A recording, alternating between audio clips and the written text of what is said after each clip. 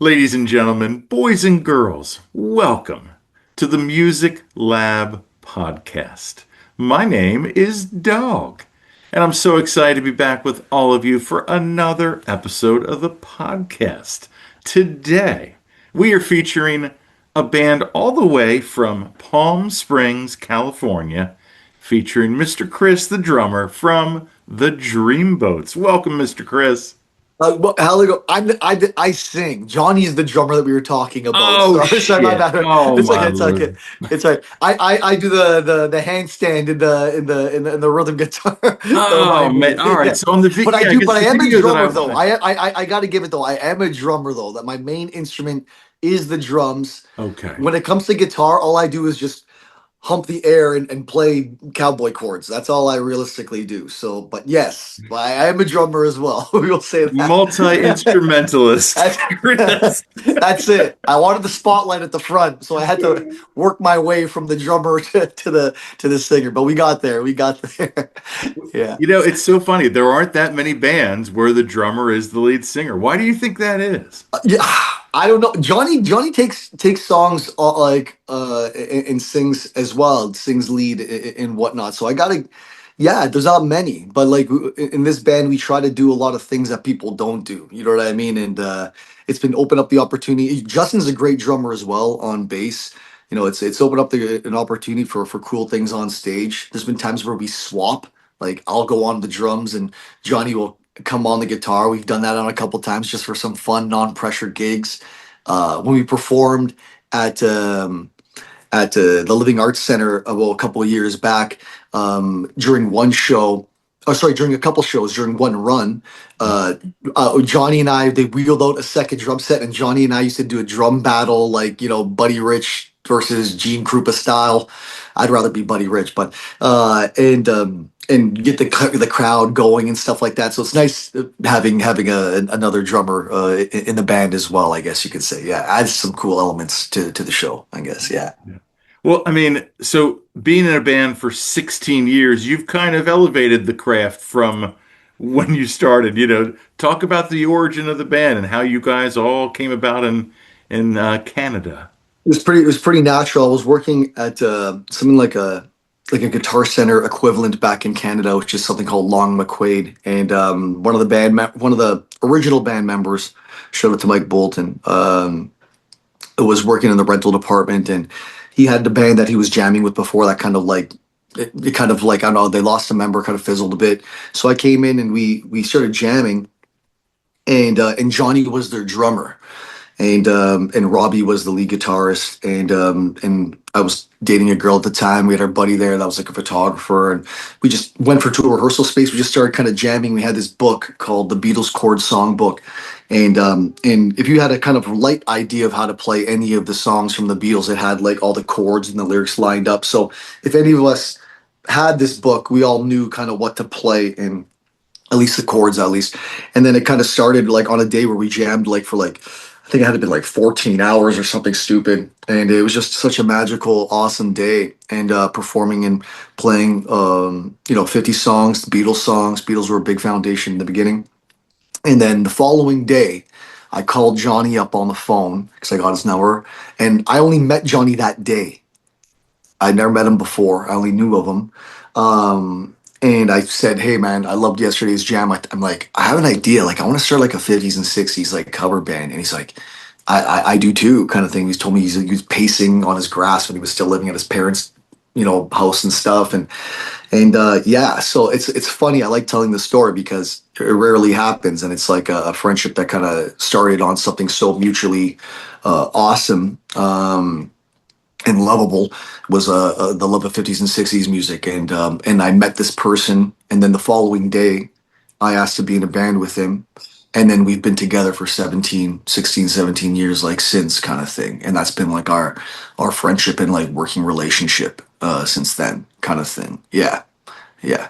And you're a four-piece, and how many then band lineups have you gone through then since then, other than There's been a few. There's been a Okay. few. There was the um it's always I think Johnny and I have always been the nucleus of the Dreamboats, the foundation of the Dreamboats, naturally because we started it, and for whatever reason, like I like to think that we're the biggest 50s and 60s fans always when recruiting or whatnot, kind of thing. But yeah, there's been a couple. There's the original lineup that we had, and then we maybe shifted between a lead guitarist or two during that time, and then I was playing in other bands and ended up bringing up my other buddy into it, and also another kid at the time that I met. He was like 19 years old. His name was Matt Best, and I met him seeing him play at like Long McQuaid, and it was so funny. He was like he was a cool kid, you know what I mean, and very silent,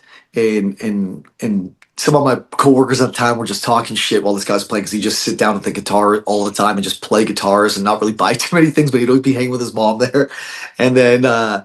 And then I just saw this kid rip at one time. I invited him out, and I can easily say that he's like one of the best guitarists in the world, in my opinion. I'm like, and I would even say that as an understatement. Like he was awesome. And then we had that lineup, Brian and Matt, for like 8 years. Then COVID hit. Then we ended up linking up with Nick and Adam, and then we moved the band to Palm Springs. And then since then, we've just had a couple different lead players.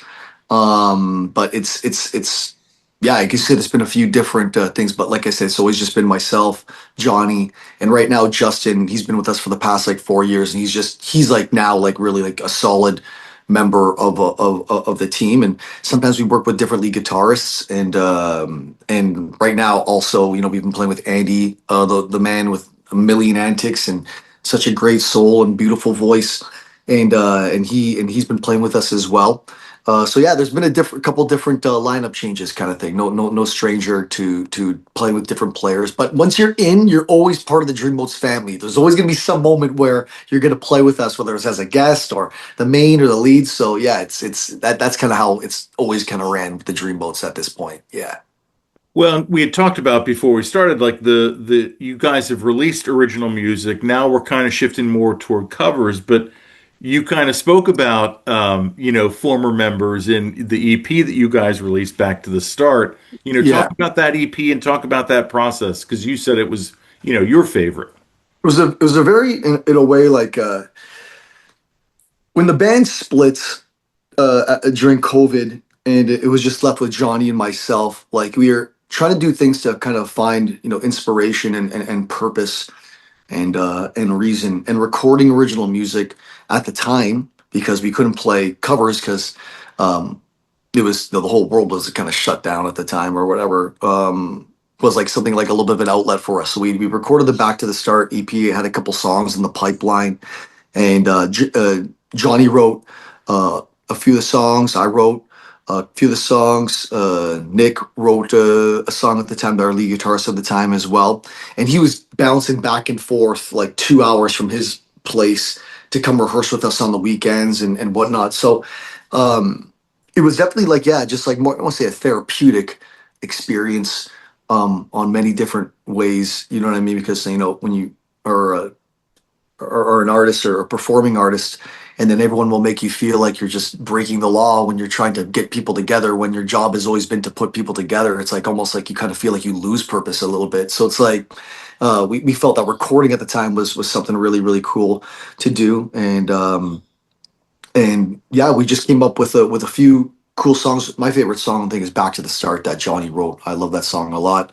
I like the song I wrote, Lights Down Low, at the time, and I just tried to make that kind of like a poppy, kind of like Motown-esque kind of banger, I guess you can say. I know when you were mentioning like Leave Me Alone, it's very, yeah, that was a pretty emotional song. At the time, um, we tried to hide a couple of lyrics, not to let it know that was like about our former band member. But Johnny, when we did disband the band, um, the person I disbanded it with, like I had like a private conversation with him and stuff like that, and on my own, and I've known him for a long time, and it's hard. Sometimes like these, like being in a band is like almost like being in like a relationship. I think sometimes I've had more success in my band relationships than romantic relationships, but but at the time, instead of us kind of getting together and talking to this person about us not, about us disbanding, um, I just said at the time, because I knew him for a long time, he was one of my best friends growing up. I said I'll chat with him, and I chatted with him, and by doing so, I thought it was going to be easier for everybody or something, and it didn't. And I think Johnny needed to be also part of that conversation as well. And I think there's a lot of things that were left on the table that he didn't get to say. So he wrote that song, and it was like definitely one of the like the more emotional songs on the album at the time.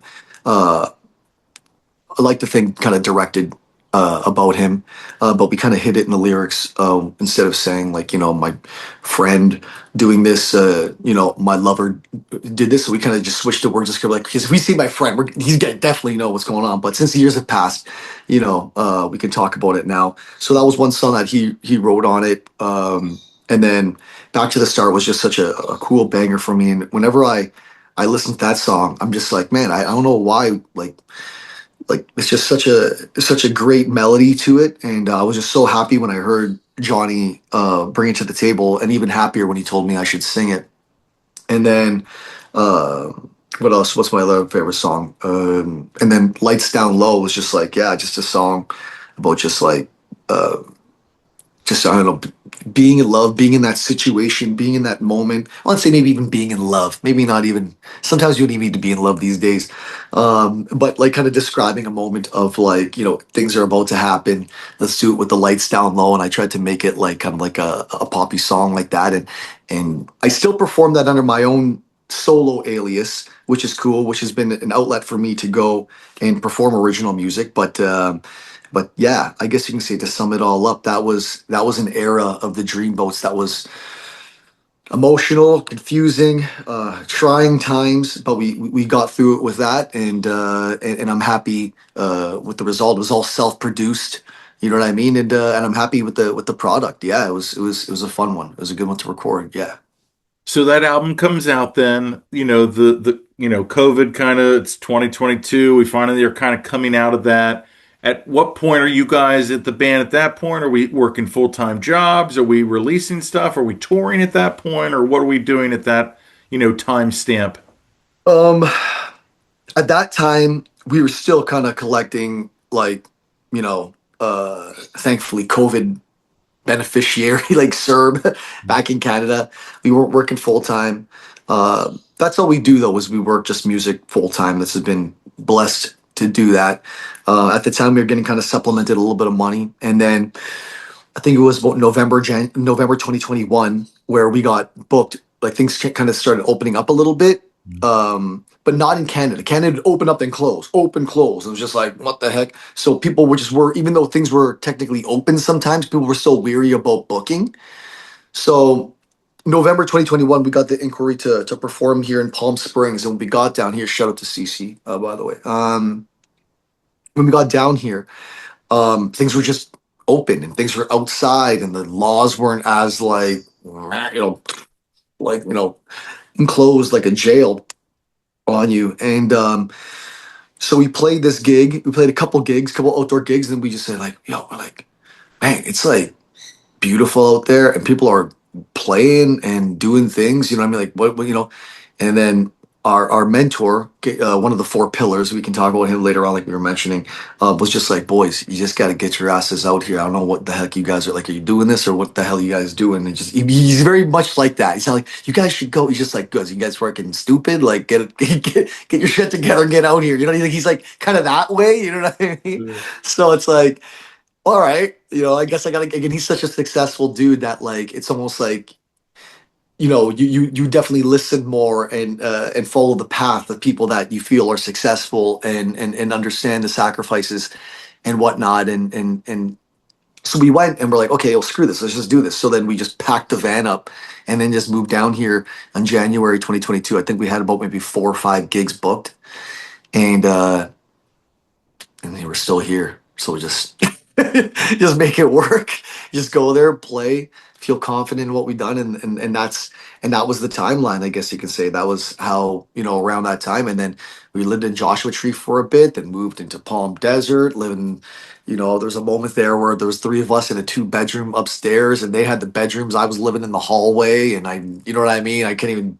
they'd have to knock on their doors and their bedroom doors to enter the hallway because that was like my. So you want to talk about like growth and uncomfortable situations to get to certain points.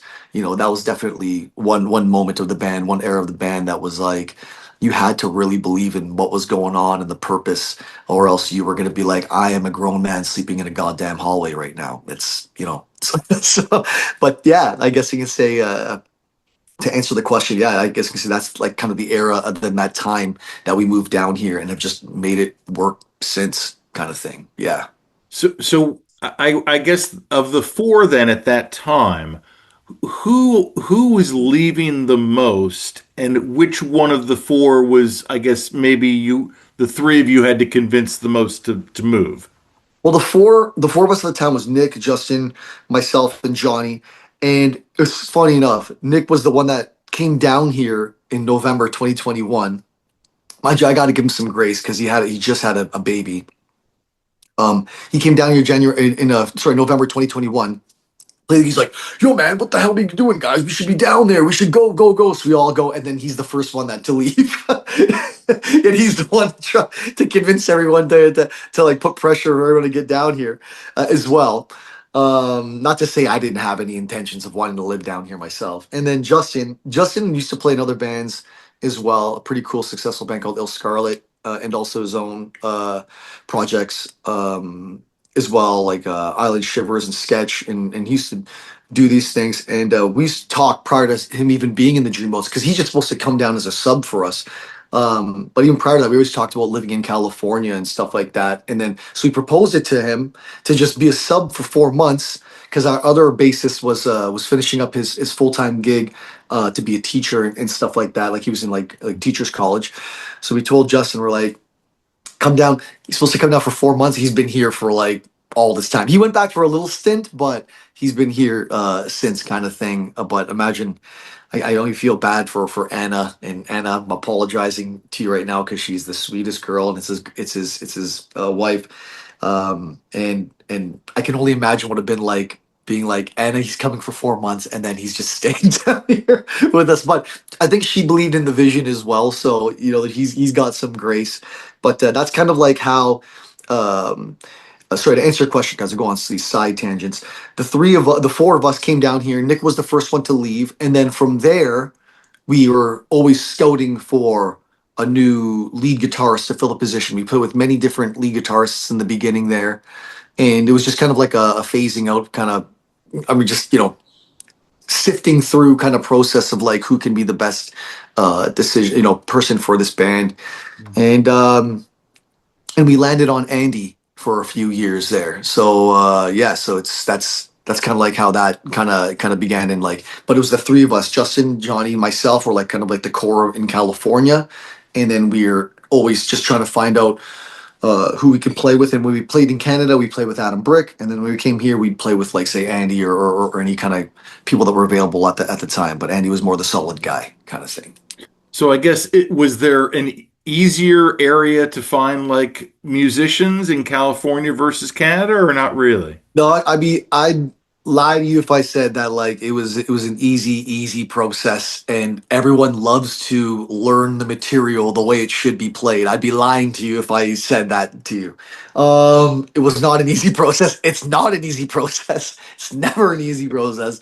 Because the thing it's like the 50s and 60s, I don't know what it is. It's like you play 90s music, and I played in 90s cover bands as a drummer and whatever and stuff like that. And I see like people like they learn the licks, they learn it for some reason in 50s and 60s. People think they can just do what the hell they want or something. It's kind of weird. I don't know. Like, yes, you can improvise in some things, but like there's really signature stuff that needs to be played. Like it's not like I don't care if it's three chords. Like memorize the stops, learn the motifs that everyone has ever grown up with listening to these songs. But for some reason that just seems to be impossible for people.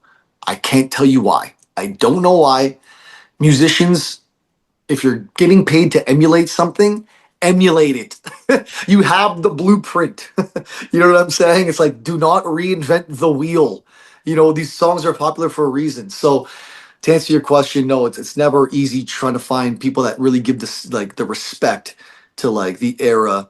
It's hard finding people that want to move well on stage, can sing, can play their instrument competently. It's just like it's a hard thing, I guess you can say. Yeah, but you know, Yeah, I is mean what it is. you really are looking for, I mean, after watching like you guys do some of your live shows, like listen to the music, I mean, you really do need to be the total package to be in this band. I mean, you really do. So I mean, like you're right. The level, I guess, of weeding out is pretty quick, right? Yeah, yeah. You got a big ass beard and a man bun, you're out. Like I'm just like, I'm just saying. I'm just joking, but like, well, not I'm not joking. Like we have like, there's like, that's what I'm trying to say about even like the standard theaters, like the Dreamboats. It's like, it's got an image, it's got you know, a few different things and the criteria to kind of follow, and above all, it's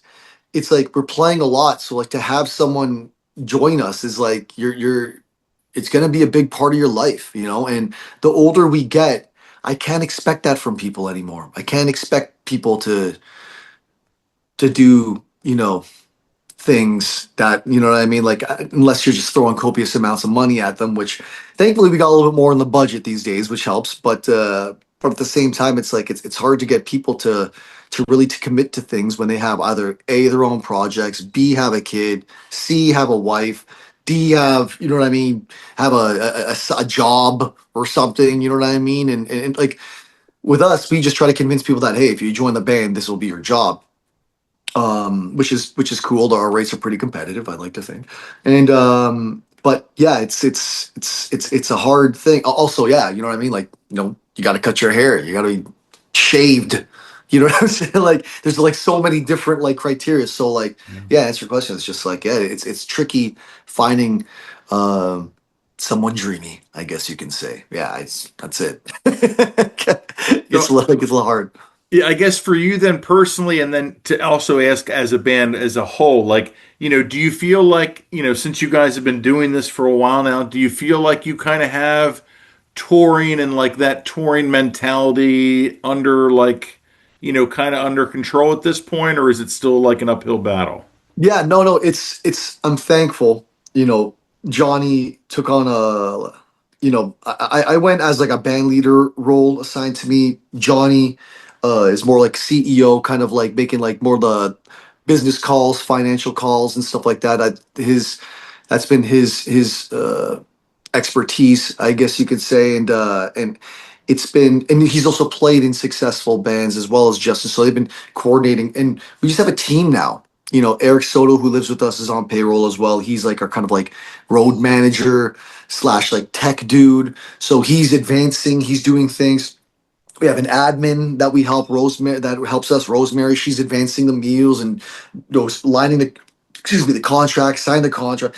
We have Jenny, who's our exclusive agent, and then Johnny does like the tour books and stuff like that. Justin's assigned to do all logistics for travel. So it's like it's kind of turned into like a well-oiled machine. That's one thing that's really helped is that like the more demand to the business, the more you kind of have to step up in different ways. And I'm lucky that I've had people that like I don't know. My role to me was always just being personal guy. Where when I first my flight instincts always came in as like book gigs, book gigs, book gigs.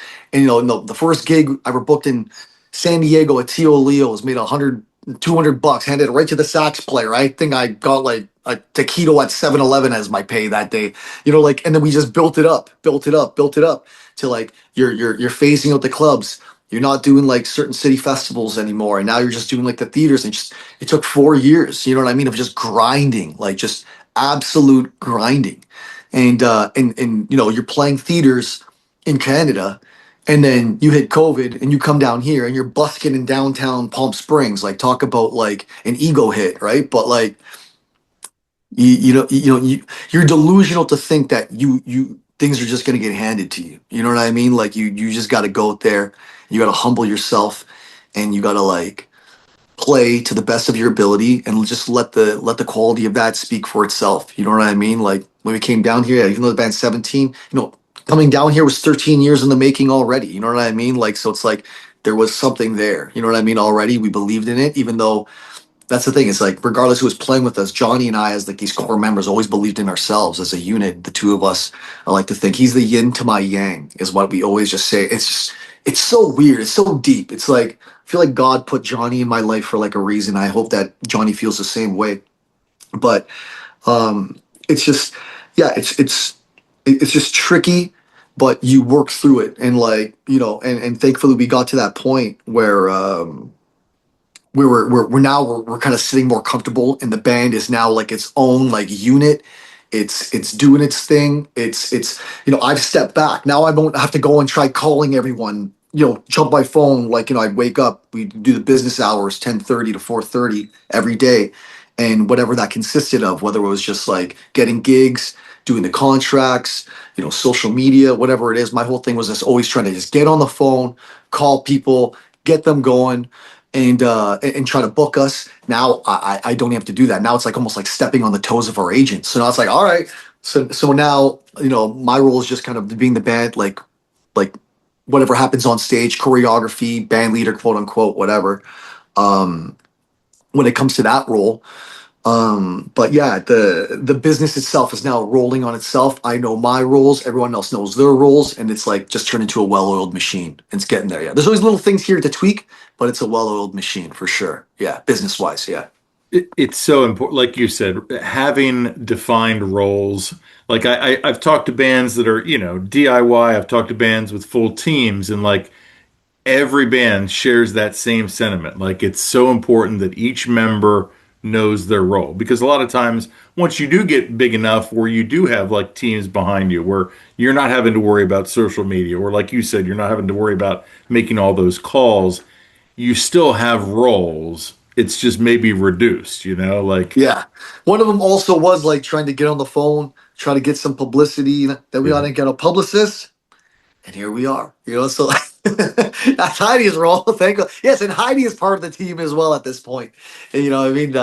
So yeah, that's definitely helps. As long as you kind of know what it is and you're not stepping on toes, or one thing that was really good about Johnny and kind of being a leader in that sense was like just like defining and recognizing what people's strengths were.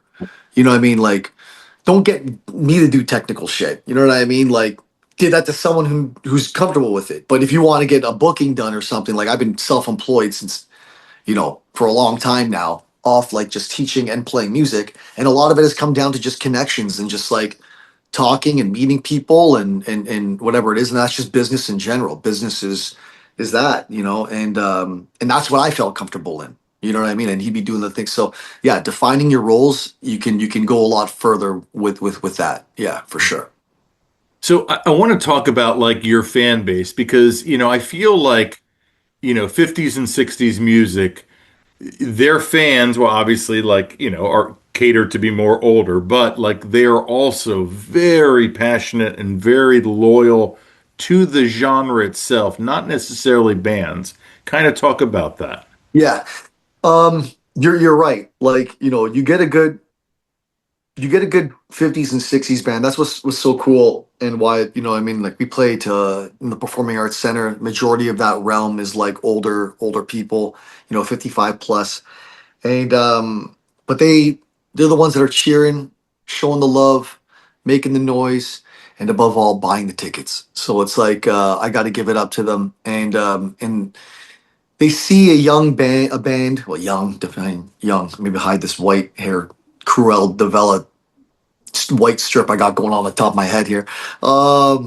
They see young people playing like this music, and they say that it reminds them of when, like, the bands of that era were performing it. And that's a big compliment, what I mean? So like I said, it's just like they're listening to a song. We were even working with a stagecoach, and we were saying like, how can we make this show better?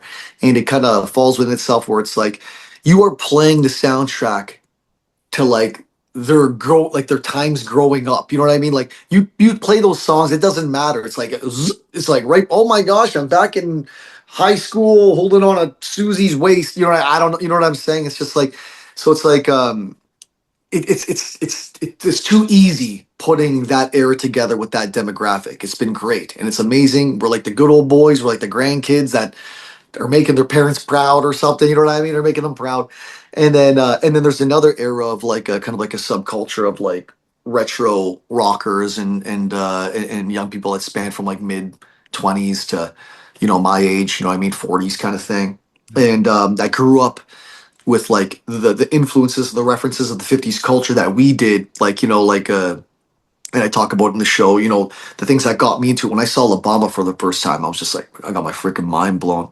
And I also just loved the songs. Like, I like the melody of the songs. We Belong Together was just like, holy shit. I'm like, am I hearing this right now? And the concept of like just a love song when he's singing it and all these great things are happening and whatnot. And it's like, we tie nostalgia to us in our own way and in that age range, and they tie the 50s and 60s nostalgia to their own way, and they're kind of parallel in different ways. But no matter what, like when we play shows. And especially when we were in Toronto, you'd have this older crowd of people that you're like, oh, who are these young guys? And you got the younger, and they'd be dancing and just like hanging and blending in, and everyone's just there for like a great time. You know what I mean? And that's what's beautiful about this music. It brings everyone together, and it's all positive, and it's all like you can dance to it and you don't gotta feel weird like you're some cool dude like playing the wall or some shit. It's just like you can go out there, you can be crazy, and you can like get into it, and you can be shameless about it. And that's what's good about this music, which appeals to the younger demographic of us, but also will always hold on to the older demographic. So we're lucky to have both sides or all sides of the spectrum when it comes to a fan base. And also too, I think when times present are tough or like depressing, those decades, the 50s and 60s in particular, more Yeah, than any, like it's just a good feeling to listen to, you it know? And is. It is. also when you're happy and when things are great, it's also nice to listen to because it's like, yeah, those people were also happy back then, like it's Yeah, yeah, very yeah. To me, it's connected. like if you're listening to a Beatles song or something and you're like still sad or something, I think your heart is black. Like something is wrong with you. You know what I mean? Like something is weird. I don't know what it is. It's like there's something about that music and thing where it's just like you're really trying not to be receptive to it if you are not enjoying you are not enjoying it. I don't know what it is. It's like I don't know, like that music, that era was well crafted, well thought out.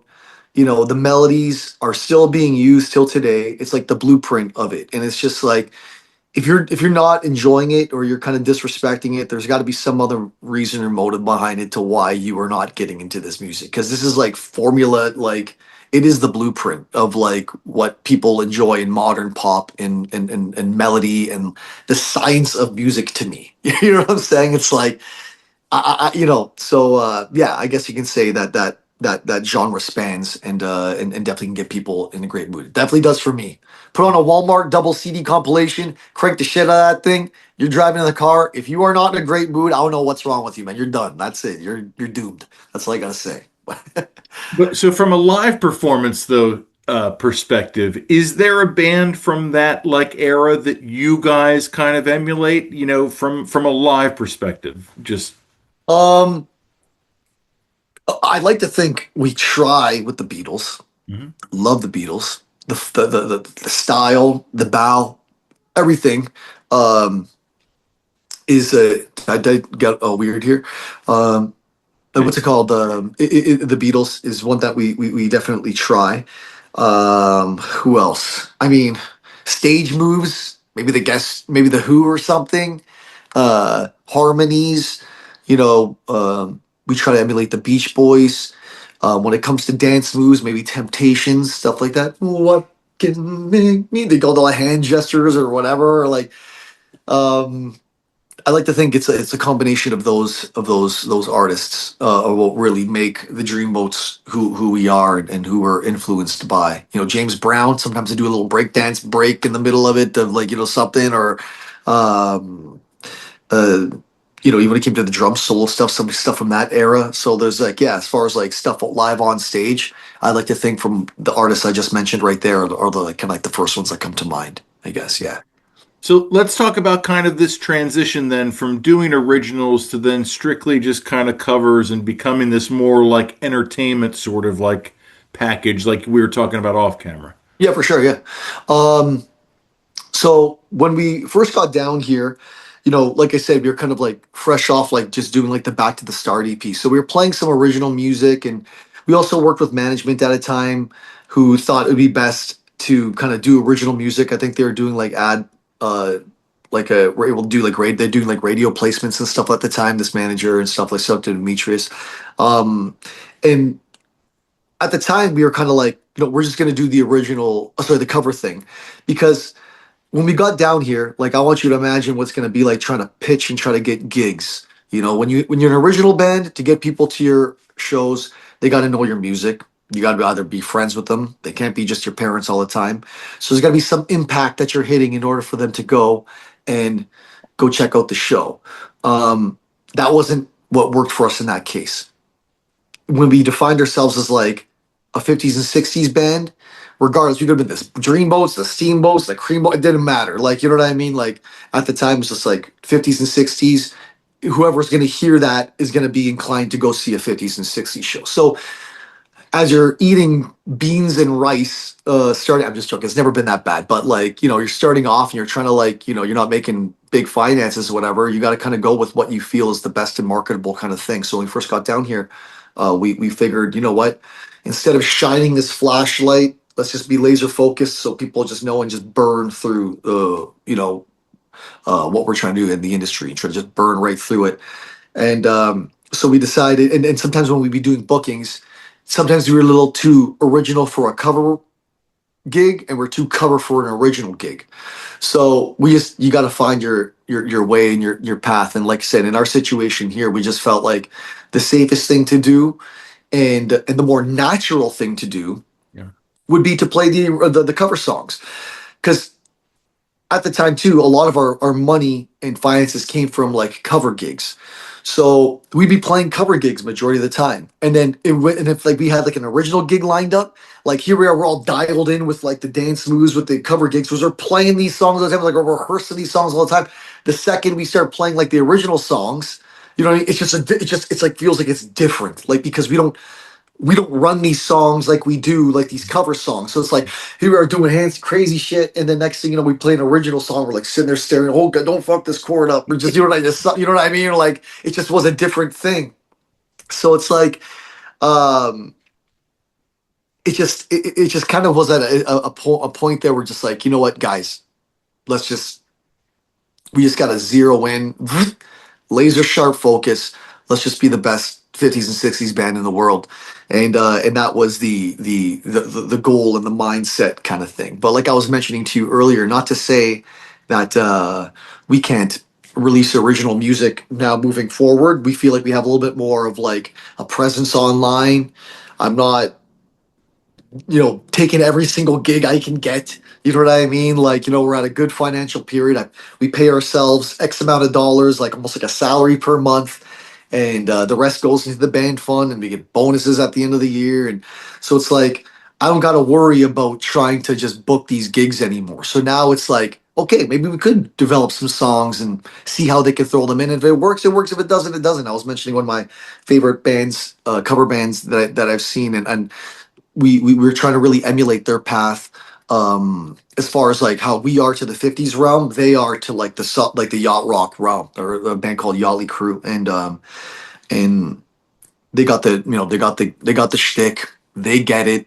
And I see, the crowds that have really built up on their social medias and stuff like that, and their social media platforms.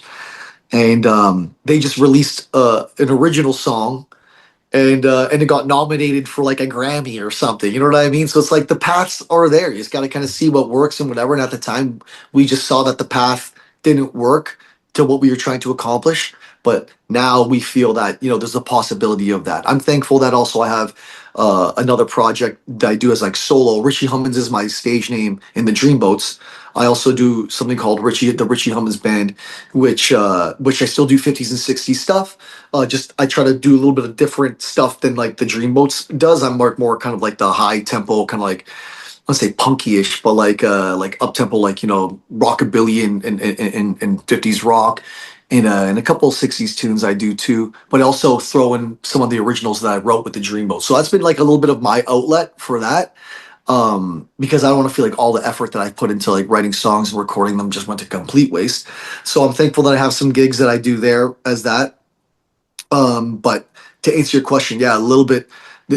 I'm not ruling out the fact that we are interested in playing original music how we used to, but as of the moment, we've just been on a good roll when it comes to just defining ourselves as like we want to be the best 50s and 60s band in the world. We want people to think whenever they think of 50s and 60s, they think of the Dreamboats, and I'm hoping it gets to that point eventually, kind of thing. That's our big goals. So we're shooting for the stars. That's it.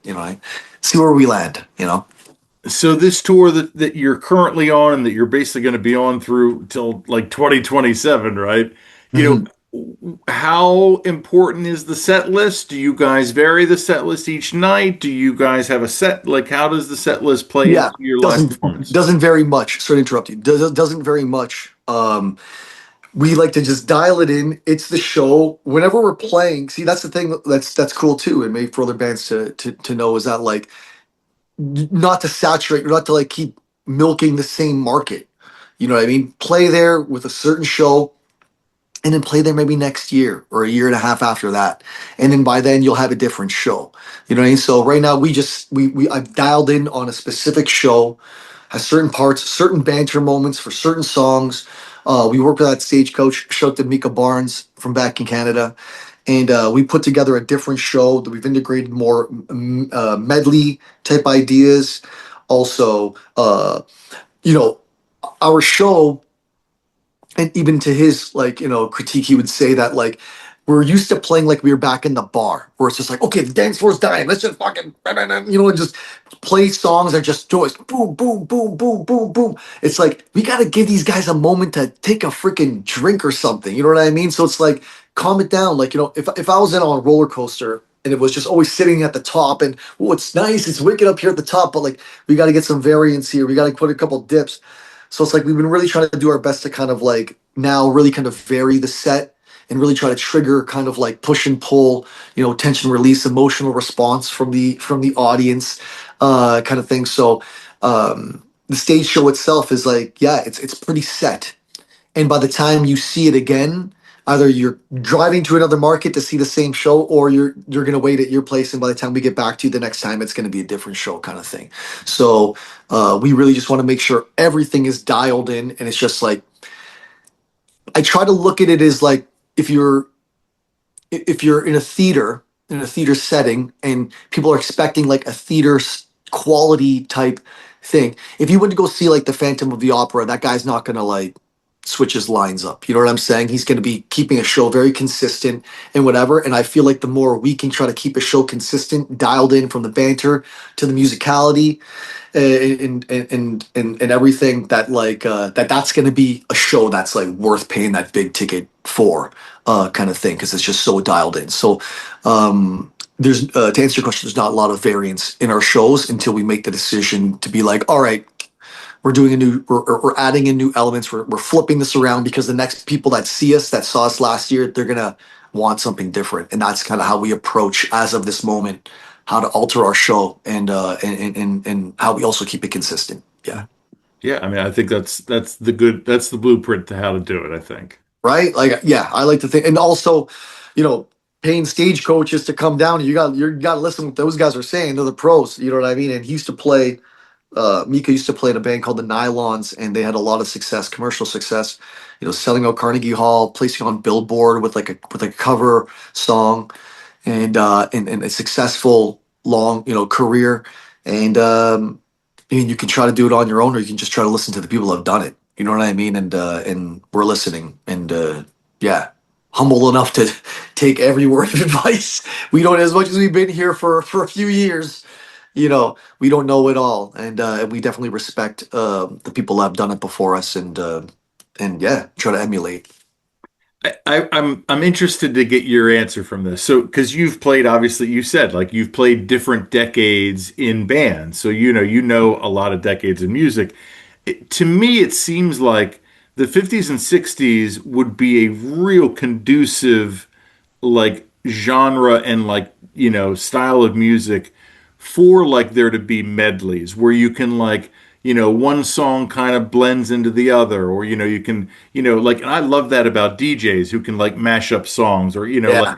when you have a great live band that does like a like a tag in between a song. Like, is that kind of like, is that fair to say that 50s and 60s music is kind of Yeah. conducive? Oh yeah, you're right. No, you're nailing it on the freaking head, man. Like if you look at like some of those like performances, say from like Sam Cooke when he was performing live on like a TV show or something, he'd go in from like from one song to the next. You know what I mean? Like, and he'd kind of do it maybe in the same key, but he'd be banging out these medleys. Like say like it'd be like a 5 minute segment, and he'd play three of his songs in the same segment, no stop.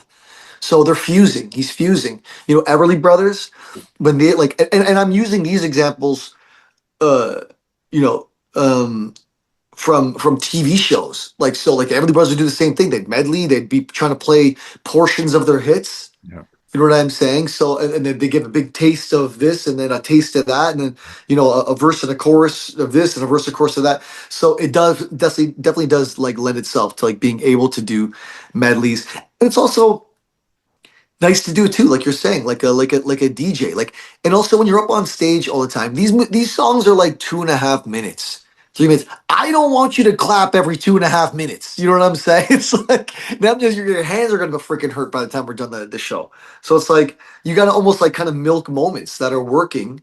And then the more you milk and then the second it ends, then you get the big applaud as opposed to just something like, okay, you know what I mean? I just clapped 2 minutes ago, so I'm gonna clap this time because you ended the song and the natural thing to do is just clap for you or something. It's just like, um, and that's where it comes down to, even when it comes to stage development, like the tension release of like your song selections and stuff like that. You got to be able to just know how to work the momentum of like a set, and medleys definitely help break things up a little bit, kind of thing. So yeah, it definitely does lend itself to medleys, and especially some of the references I was talking about earlier. Yeah.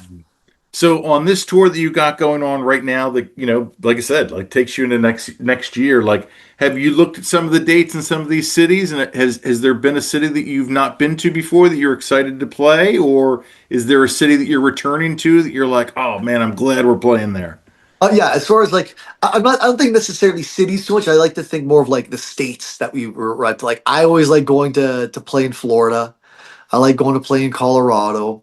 You know, New York's pretty cool. We do the showcase there, and it's mainly because like when I get around, I also like to play competitive foosball. So I've been doing that. That's been something I loved in my pastime, and I get to play in these cities, and I'm meeting a lot of other people outside of the band too, and stuff like that. Or like I'll be like, okay, we're foosball clubs in Colorado or foosball goes in Florida, and I'm just meeting up with people. So it's a combination of not only the crowds I get to play to over there, because like the first gig I ever played in Florida, um, it was like two shows in the same day. Each of the shows was at the Kravis Center. Each show had close to 2,000 people per show. First time I've ever played in Florida. How the hell does that even happen? I can't even sell that many tickets in my hometown, and I've been there for God knows how long. So it's like each state has its benefit to it. Colorado's beautiful. Not, once I'm done doing the high kicks, though, man, I'm about to pass out and die because the air's so damn thin up there. Some of the bookers have gotten us like those little huffing cans, the side, after like a couple different songs, and you're like you got to catch your breath. So there's cool quirks to like every different state for different reasons. You know what I'm saying? So Utah was beautiful. I loved going to Utah and going to Sandy Hollow and swimming there and stuff, and like and just and I've noticed too, like, yeah, some states, like some people are just really so friendly and homely and whatnot. So not any state in particular, but definitely the ones I just mentioned to you right now are like my favorites to like go to and play and hang out socially and stuff like that. Yeah. So do you have a preference, and would you say as a band, do you guys have a preference playing festivals versus your own shows? Um, there's benefits to all. Pros and cons. I'll go through a couple maybe. Festivals, they don't really know you all the time, so you really got to do your best to kind of like um to wow them. You know what I mean? And sometimes and sometimes it's a little bit of a different pressure to keep like it's like a different show. Like I was mentioning earlier, I like to have a show dialed in, and that's the show. But because of some varying shows, your show has to vary with it and alter with it. So it's like I'll give you an example. Like we just did a theater style show at Graceland. We played there, but they didn't like know us so much, but they're still into it because obviously, if you're a fan of Elvis, you're probably gonna love all the songs that we're playing. And it's an enclosed place. There's no dance floor, so we can get on the mic in between like our songs and talk our banter. You know what I mean? And like, I tell this Elvis story about how I ripped my pants and stuff like that. And that can go on for like 2 minutes. Yeah. It's like, you can't do that at an outdoor festival. You know what I'm saying? People would be like, what the hell? Like, hurry up, like play the song. You know what I mean? It's just the attention spans, is the crowds, the person who paid for a 60 or 80 hard ticket is reacting to the band different to the person who just bought the wristband or got in for, I don't, you know what I mean? So it just really varies. I like playing the theater show for the reason being that it's comfortable, it's dialed in, the jokes are there when you need to. You have nowhere to go. You know what I mean? Like you are going to listen to the word. You're going to listen to what we're saying. We have to tell stories. You got to break it up. Um, and then the difference with that, and that's why I love that because it's dialed in, and you feel comfortable. One thing I hate doing is like, oh my God, I got this show we're playing here. Okay, I got to memorize a banter point here and not stumble on my words. I just like, because you know what I mean, or something new. You know what I'm saying? It's just like, and sometimes with the festival thing, it could be, it alters from the home base of like this developed show of like for theaters. So when we play festivals, it's like almost like, okay, I tell my Elvis story. Here's 2 minutes. I'm cutting that. I just got to throw in a different song here and just keep this going on, almost like a DJ, like you're saying, right? So, but when you see people dancing and you're seeing like sometimes a younger crowd at the festivals and stuff, like it's just different demographics. Also, sometimes in mixing up the demographics, it helps and it keeps it fresh. So there's pros and cons to both, but to get back to your question, I prefer the theater show. That's my favorite thing because I feel like we're just dialed in, and that's like the thing. And in a career sense, the theater shows where it's at because it's a hard sell ticket, and the proof is in the pudding when you can mark how many tickets are being sold, and then you can present that to the next person to kind of see where you're at and stuff. So that helps. To me, it's like festivals are just like, okay, hire this band, they got a job, get the job done, get the hell out of there. You know what I mean? And those are career moves too in its own sense, but I feel like the theater realm is more like the really tracked career move for us, I guess you can say. Yeah, between the two of them. What about merch? What do you guys do for merch? Do you have somebody that does it for you? Did you guys do your merch, starting out? Like how important is merch to you? And then at this point in your career, what are the drawbacks and what are the biggest struggles that you guys have with that? We have to dial in on the merch a little bit more. Right now, we don't sell it at all, really, as much as we should, and we got like an inventory in our garage just because we want to work it out for the visa thing. Um, we have P2 visas, which means we can only make money off performing. So it's a little bit of a gray area. Not to say we can't do it, Right. but being the sweet Canadian boys we are, we like to really play by the book and play by the rules because being in America is a blessing, and it's nothing to take advantage of in any sense. As as guests here, and guests trying to make a career out of it. So it's like right now we're in the process of trying to get to like another level of visa, and which allows us to do merch. But our merch game has been really really cool. We have nice t-shirts. Johnny's designed a couple cool t-shirts. We've had designs from friends. I have jackets that are like kind of like varsity style jackets, so you can just put your name on it, and it's got the Dreamboats logo on the back. And it's kind of a washable kind of varsity style jacket. We have like the Dreamboat sweat regs.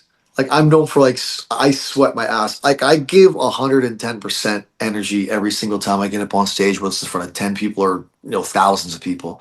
Um, I'm always soaking. So I got the Dreamboats official patent pended Richie Hummin's sweat rag.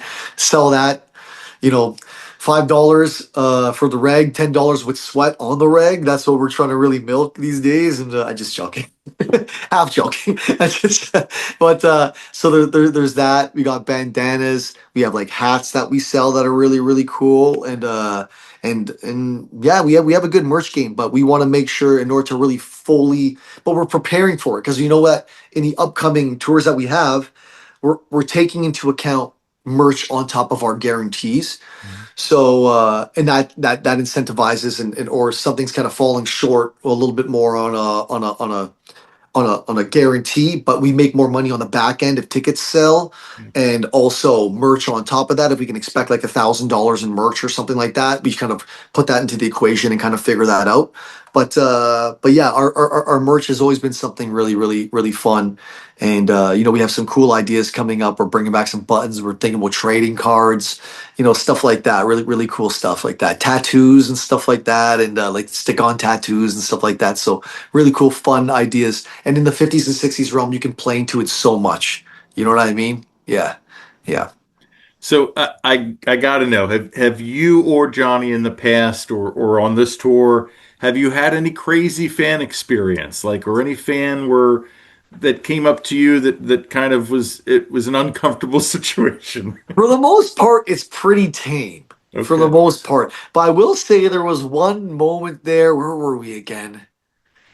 Which city were we in? We were out of state. Was it Washington? Something like that. Um, it was after we were done doing like the meet and greet and stuff like that because we love to do our meet and greet. We really put time and love into our fans. We were always there to the end. But we just started getting to this like there's this older woman and she started talking to us, and in talking she was like rapping and like rhyming while she's saying like having a good day while I'm hanging here and going to the place to get a beat. I started talking. We're like, what the hell's going on? So then we just started kind of rapping with her in conversation, and the organizers looking at us like sometimes like the organizers are like they know it's their people, like what I mean. So like they almost like feel like if their people are kind of making us like feel weird that they almost like take it on themselves like okay Jenny then let the band right. So you can tell I was looking at the organized board, but you can just tell we were just having fun. You know what I mean? And but that was a fun experience. So having a rap battle with a random person, also, sometimes they can get a little. We're trying to do our best to be very nice and sweet, and we're not like all like shy. So sometimes some of these older and younger, I guess you can say fans or whatever, like our age fans, they can get a little maybe touchy and stuff like that too. You know what I mean? Like, uh, I think more of those moments though happened when we were like younger, playing like the like the bar scene or something, where like people are getting like a little more loose. You know what I'm saying, and whatnot. So nothing has really crazy happened recently, but I remember like I think I like remember my first or like second gig. I was playing a show, and it was in Brampton, Ontario, and I think there's like the college was close to there or something. I just remember like a funny one where um I was like at the front, we done the gig, and like a girl comes up to me. She's with her friend. She's like, "Come here." I'm like, "What?" Okay, I come up to it. This girl takes my skinny tie, wraps it around her like thing, and pulls me right in. I'm like, "Whoop." And she's like, we're the friends. She's like, kiss us both right now. I'm like, what the hell? like, people can get a little crazy, like you know what I mean, especially when alcohol's introduced. Thankfully, I haven't had too many of those moments. Um, another fun moment. Actually, I think I played a casino in Ontario long, like maybe a few years ago. It was prior to COVID, and we finished the show. We're taking a picture, and this woman's like, "I just got divorced." I'm like, I hope you're doing okay, And then I think she had a couple in there, and I think she just went and ran her tongue from the bottom of my neck all the way to the top like this.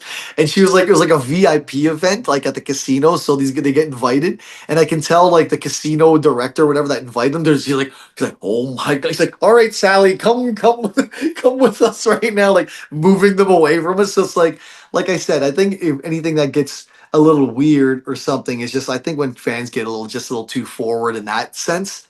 But I also got to think, if we're not trying to get these responses from like people, we're not doing our job. We're not being dreamy. But I think there's a line there, obviously, and a boundary to be, to not to be crossed. But I can't hate on them. I'm not going to be like, I'm like, oh, what the heck? Like, why did you do that or something, or be like oblivious to the fact they just saw us like shaking our asses on stage for like the past like 2 hours. It's like, I don't know, like maybe they got something in mind. I don't know. But for the most part, people are usually pretty respectful and really cool and pretty engaging and hold themselves pretty well. And we like to do the same thing. We like to really just make sure we keep it dreamy, keep it respectful, and thankfully not too many crazy things have happened. Only kind of sporadically throughout our years, I guess you could say. I'm sure Johnny's had a couple himself as well. So yeah, yeah. To answer that question, because we can go on. Yeah, yeah. So my final question for you, I want to know your ideal way to listen to music.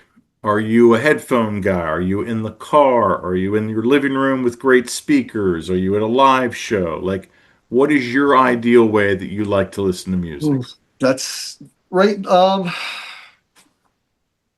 think these days I like listening to my car, but there's a difference. There was a difference, like when you say listening to music, like and enjoying music.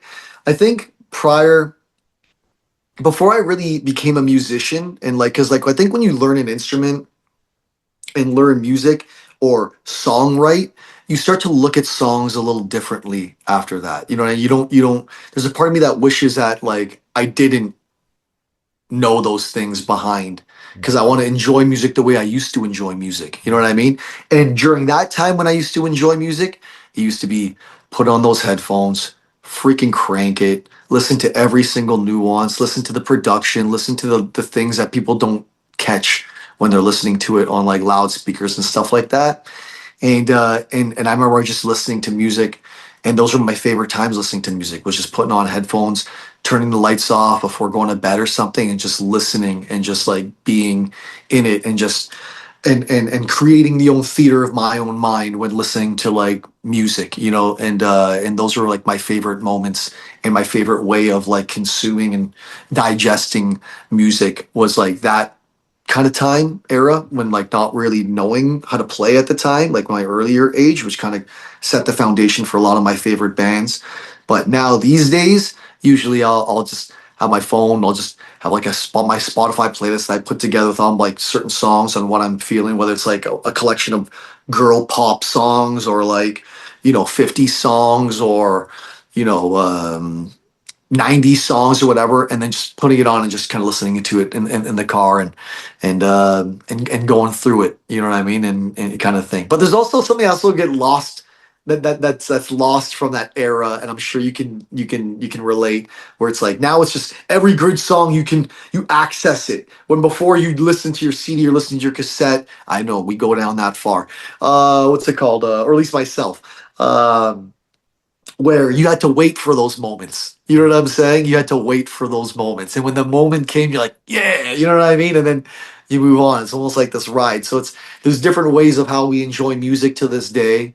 And I just wish that I think this generation didn't have something so easy at their fingertips the way they do now. Because I think there would be a lot more of an appreciation for it. And even like, because I notice even in myself, it's like sometimes even my favorite songs I used to love growing up, it's like I feel like I can skim past it now because I can get another. It's weird. You know what I mean? Like, so I definitely feel like the appreciation is different. The way music is consumed is different. A lot of people are doing music and producing their music based on how people listen to it on an iPhone. Go figure. You know what I'm saying? Isn't that crazy? Like, who would have thought that like the main way people listen to music now is just having an iPhone and just having it as like some passing, you know what I'm saying? So it's like, yeah, but but these days it's the car. But I do used to miss just putting on the headphones and just sitting back and relaxing. Yeah, that Yeah, was I my mean favorite. you're spot on that. I couldn't agree. Right?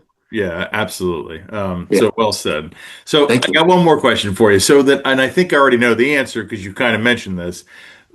Is that kind of then how you feel then going to a show then now too? Like you can't really enjoy going to a concert because you're constantly looking at everything. You're hearing things. Yeah. Yeah. Yeah. Yeah. I'm not going to say that I go to concerts right now only to steal ideas, but but it's definitely up there in my mind when I'm paying X amount of dollars for a ticket.